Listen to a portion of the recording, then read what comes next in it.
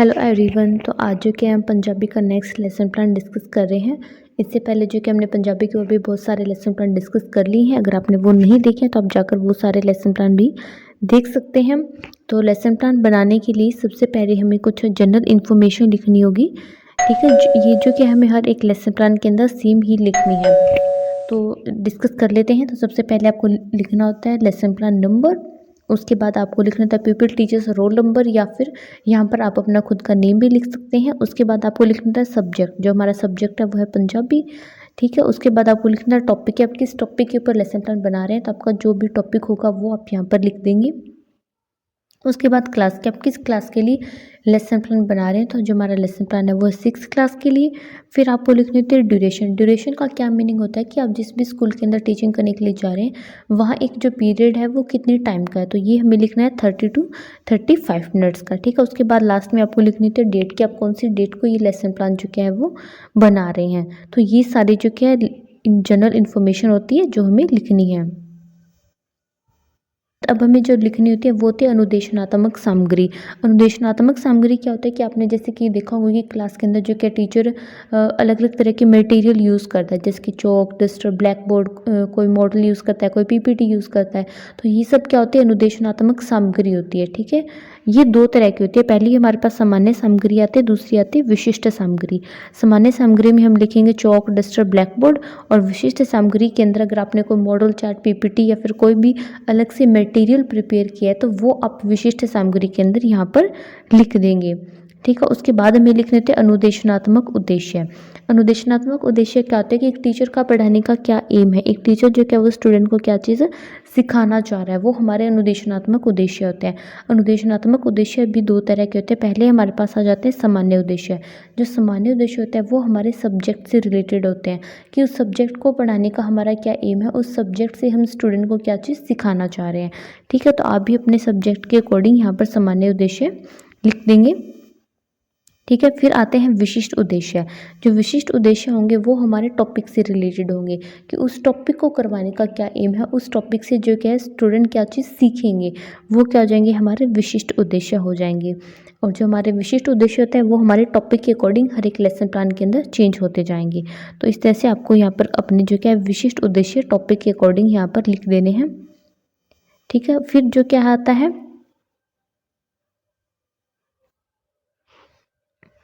Next हमारे पास आता है पूर्व ज्ञान। ठीक है, हम जो क्या देखते हैं कि बच्चों को पहले से इस टॉपिक के बारे में कितना पता है। ठीक है, क्योंकि उसी के बेस के ऊपर जो कि हम आगे बच्चों को पढ़ाना स्टार्ट करते हैं, तो इसके लिए हमें पता होना चाहिए कि बच्चों को उस टॉपिक के बारे में कितना पता है। नेक्स्ट आता है पूर्व ज्ञान परीक्षण। ठीक है, आपको जो क्या है बच्चों का पूर्व ज्ञान जो क्या है प्रीवियस नॉलेज उनकी टेस्ट करनी होती है। ये आप कैसे टेस्ट करेंगे, या बच्चों से कुछ क्वेश्चंस पूछेंगे उस टॉपिक से रिलेटेड। ठीक है, और जब बच्चे उसका आंसर देंगे फिर आपको पता चल जाएगा कि बच्चों को उस टॉपिक के बारे में पहले से कितना पता है। तो इसी तरह से आपको भी यही करना है।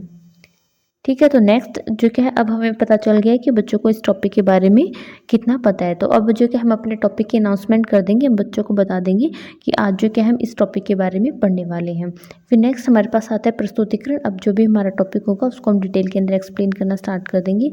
तो यहाँ पर जो कि हमें 4 कॉलम्स बनाने हैं। ठीक है, उसके बाद इस तरह से आपको कॉलम्स बनाने हैं। फिर जो हमारा फर्स्ट कॉलम जिसके अंदर हम अपने मेन पॉइंट्स या फिर जो मेन हेडिंग्स है वो यहाँ पर हम लिख देंगे। सेकंड कॉलम के अंदर हम जो क्लासरूम के अंदर टीचर की जो एक्टिविटी है वो हम लिखेंगे।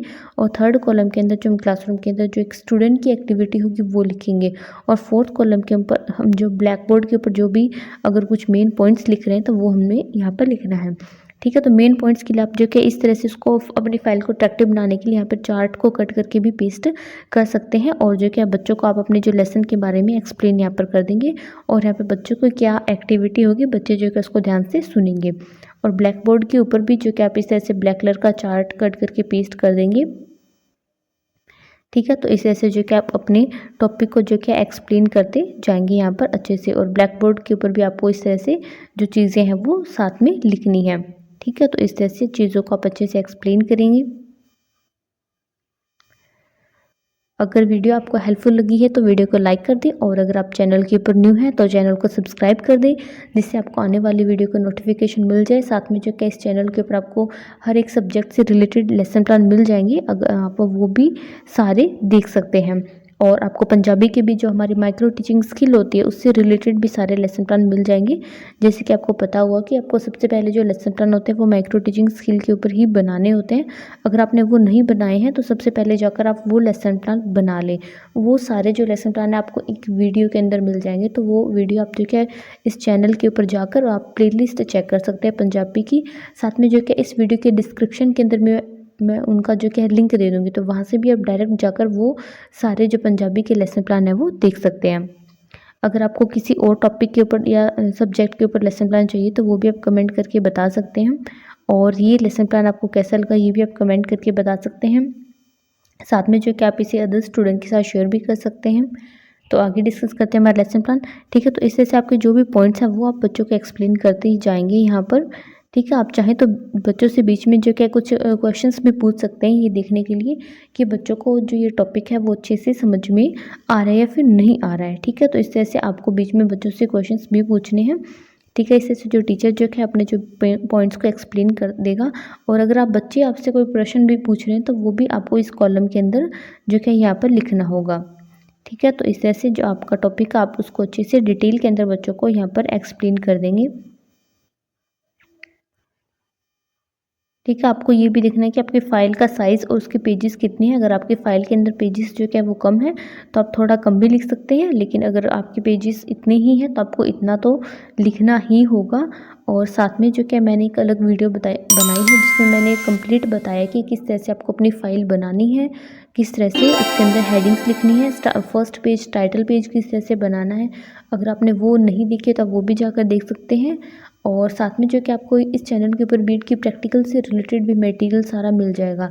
तो उसके लिए भी एक मैंने बीएड प्रैक्टिकल मटेरियल से के नाम से अलग से प्लेलिस्ट बनाई है, तो आप वो जाकर प्लेलिस्ट भी देख सकते हैं।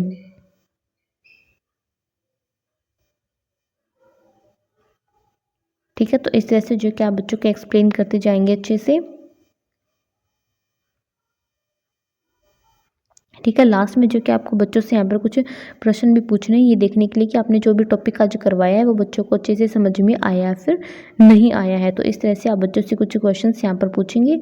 और जो क्या है अब लास्ट में जो क्या हमें बच्चों को होमवर्क देना है, तो इस तरह से आप होमवर्क के लिए भी कुछ क्वेश्चंस बच्चों को लिखने के लिए दे सकते हैं। तो इस तरह से जो आप अपना लेसन प्लान बना सकते हैं। वीडियो आपको हेल्पफुल लगी है तो वीडियो को लाइक कर दें, और चैनल के ऊपर आप न्यू हैं तो चैनल को सब्सक्राइब कर दें।